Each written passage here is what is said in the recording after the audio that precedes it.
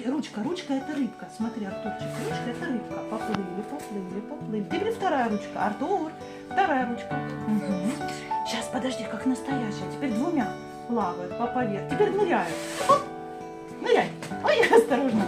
Выплыли, плывут поверху, поверху, поверху. Нырнули. Хорошо. Угу. А это кто? Артурчик, синенькая рыбка? Мама Кит. Это его мама, ученка этого? Это сестричка, она пока за мамой плывет.